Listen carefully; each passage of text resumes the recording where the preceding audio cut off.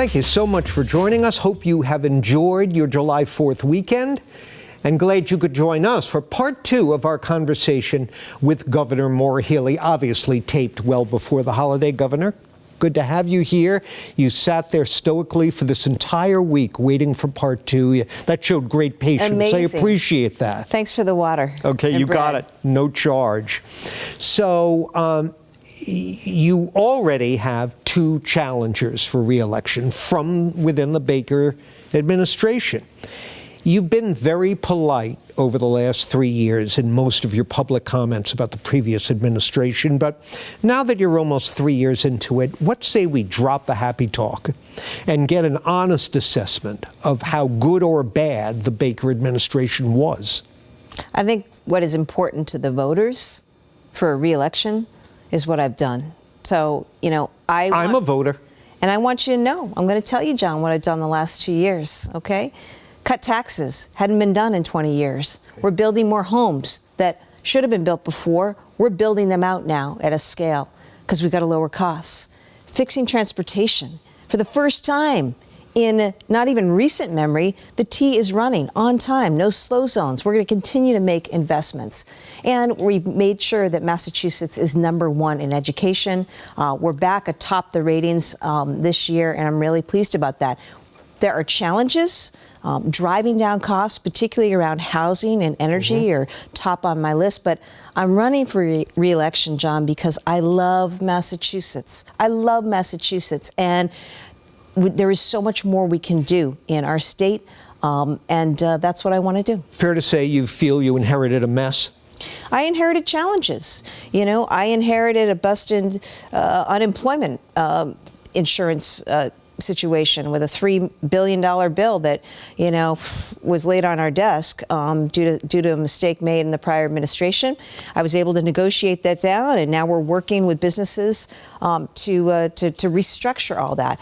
I did inherit a situation where MBTA trains were literally on fire, and appointed a really terrific general manager in Phil Ang, who's doing the job day in and day out, making big improvements. And, inherited a situation where we were short 220,000 housing units as a state. When I started as governor, that was the estimate.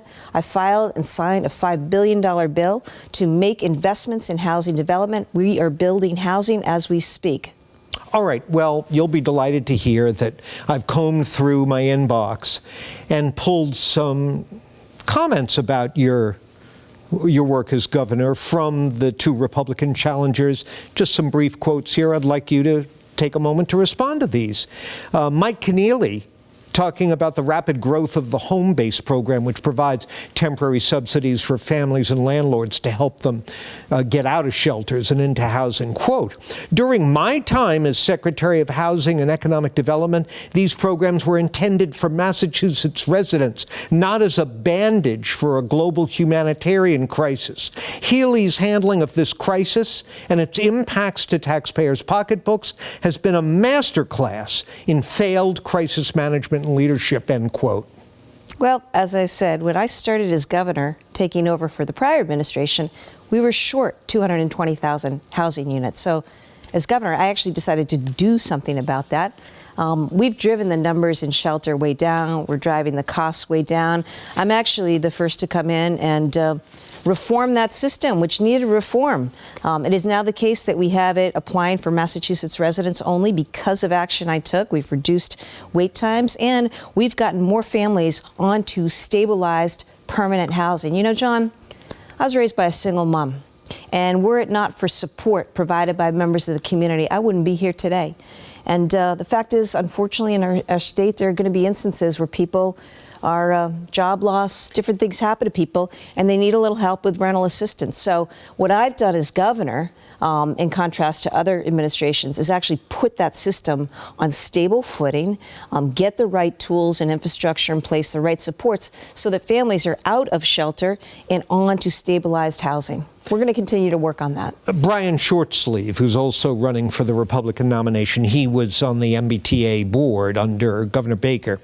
Quote, I'm calling on Maura Healey to immediately bring an end to sanctuary policies and cooperate with federal law enforcement so there's an orderly process for getting criminal illegal immigrants off our streets. Healey's coddling has resulted in countless preventable violent crimes and cost our taxpayers billions, end quote.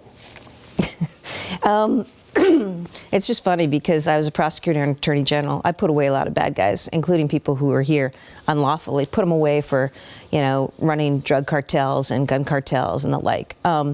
Massachusetts is not a sanctuary city, just for information to folks. And I continue to work with state, local, and federal law enforcement when it comes to getting bad guys off the streets. Always done that, always will. And in terms of ICE, we have an agreement. When people are getting out of jail, prison here in Massachusetts, and they are here unlawfully, notice goes to ICE. We have a regular working relationship with ICE. So that's where we are on that.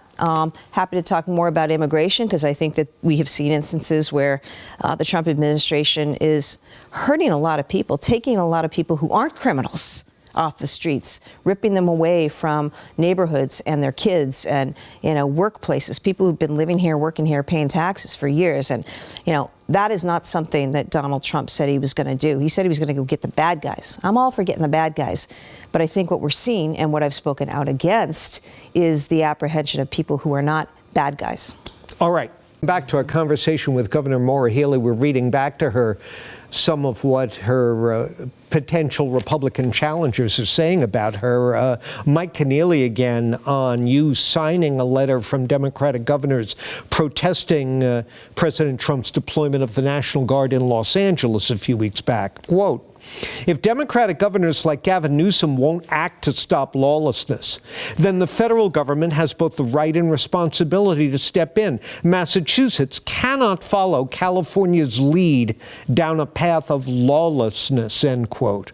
Sounds ominous, Governor. So, look, National Guard, I love our National Guard. They're out there every day doing great work. I have a great working relationship with the National Guard. Joanna and I were proud to be able to welcome our soldiers back from missions abroad multiple times this year as they returned to the homeland. I'll also tell you, John, Massachusetts, not only do we have the safest drinking water in the country, not only are we #1 for education and healthcare and innovation, also ranked the best state to have a baby, we also are the safest state. Lowest gun deaths, lowest car deaths, third lowest property thefts. So, there's a lot of efforts to scare and fearmonger.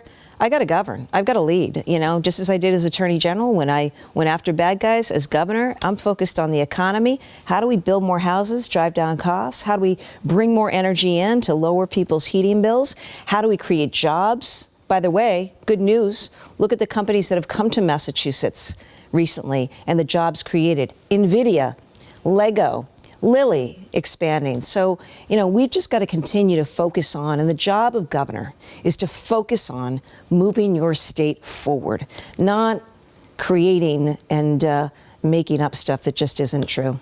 The other announced Republican challenger, Brian Shortsleeve, quote, under Healey, Massachusetts lost 12,000 private sector jobs in the past year, while we experienced a net loss of over 5,300 businesses. This isn't growth, it's free fall. Healey is either anti-business or doesn't understand the consequences of her actions, end quote. Yeah. I've been incredibly friendly to the business community, as I should, as I want to be. Recently, I had a big shredder next to me, John, as we got rid of 25% of regulations to make it easier for business in this state.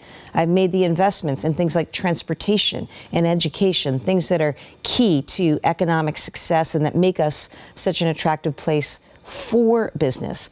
We've had businesses come and expand, and so many private jobs created during my time. Those figures are made up. They're not real. I mentioned NVIDIA coming to build a big site. Lego's North American headquarters is here. Lilly expanding. Biogen's global headquarters now here. We've seen tremendous growth and expansion, and I think it speaks to who we are as Massachusetts, where we've got probably. I was talking with the CEO of IBM the other day, who was in town for a conference, and I said, "Why are you doing business in Massachusetts?" He said, "There's no more knowledgeable workforce in the country." So we've got to continue to lead into those strengths.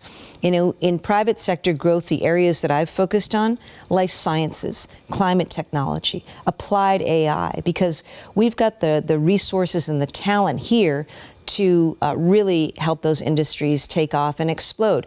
No doubt there are headwinds that we're facing due to, we haven't seen the Fed cut interest rates, in part because we have tariffs that are mucking things up, right? So we're not seeing federal policy that's helping our state's economy move forward. Devastating cuts by the Trump administration to NIH, colleges and universities. But I am confident, Jon, that we are going to find our way through this. We're going to continue to lean into the foundational fundamentals that make us strong, and we're going to come out the other side. We're out of time, but one last thing. Finish this sentence for me. First and foremost, voters should judge you when they consider your reelection on blank. My record. Thanks, Governor. Appreciate having you here. Great to see you, Jon. Come back again soon. I hope to.